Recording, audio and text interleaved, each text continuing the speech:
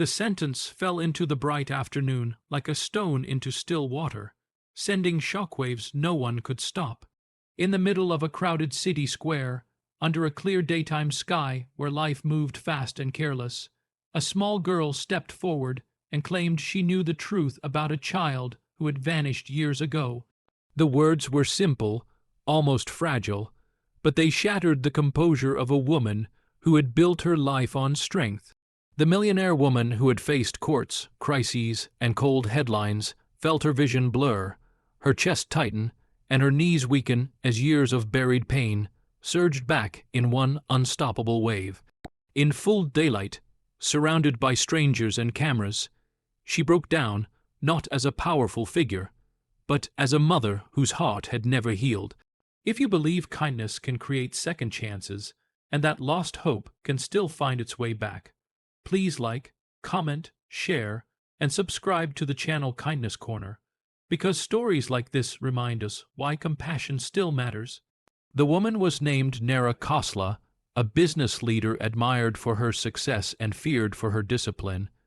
She had risen from nothing, built an empire of real estate and technology, and earned respect in rooms where emotions were considered weakness. But behind the tailored suits and confident posture lived a silent grief that no one dared to mention. 10 years earlier, her 6-year-old son had disappeared during a sunny afternoon fair in a public garden. There had been balloons, laughter, and music in the air when she looked away for a moment. That moment became the dividing line of her life. Search teams were formed, posters were printed, rewards announced, and prayers whispered. As days turned into years, hope thinned into routine sorrow. Nera learned how to function without healing, how to succeed while remaining broken.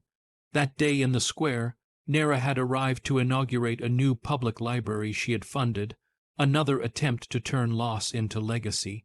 The sunlight reflected off glass buildings, children ran past with ice cream in their hands, and applause echoed politely as she stepped onto the stage. That was when she noticed the girl standing near the steps, watching not with curiosity, but with recognition.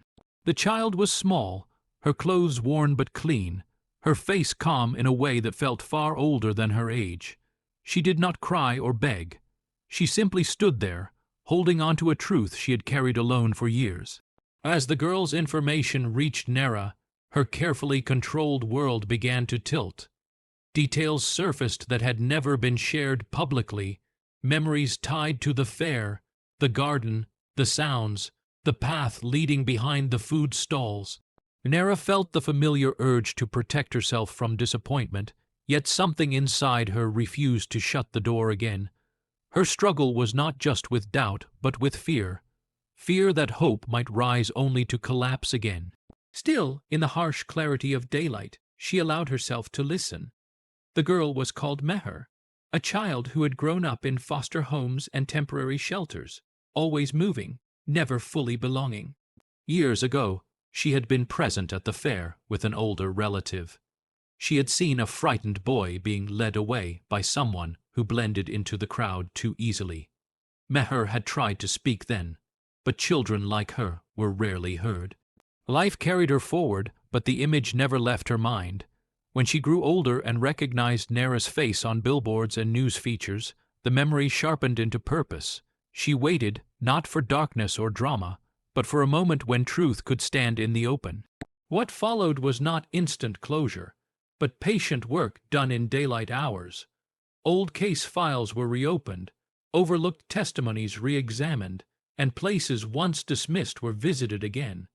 The process tested Nera's strength in ways money never could. She had to sit through long meetings, confront painful possibilities, and accept that finding answers did not guarantee peace. Yet step by step, guided by Meher's memory, the path narrowed. In a quiet neighborhood on the city's edge, the truth surfaced gently but firmly.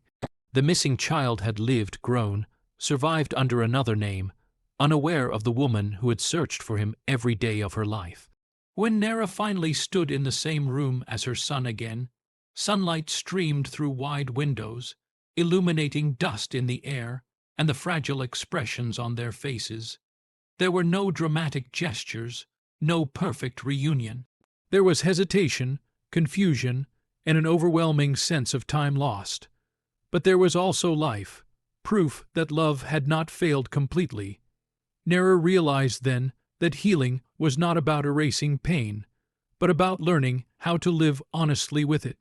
Meher did not fade into the background after the truth emerged. Nera made sure the girl was given stability, education, and care, not as charity, but as gratitude. Two broken stories found connection, not because of wealth, but because courage had spoken when silence was easier. Nera began to change, not her success, but her purpose. She started funding programs that listened to unheard children, ensuring no small voice would be ignored again. If this story reached your heart, if it made you pause and feel something real, please show your support by engaging with this video so more people can be reminded that hope is never foolish. Before we end, we have a special request for you. Please comment below and share what this story made you feel, because your words might give strength to someone still waiting for their own answer. In the clear light of day, Nera learned that miracles do not always arrive with noise. Sometimes they come quietly, carried by a child brave enough to remember, and a heart willing to break open again.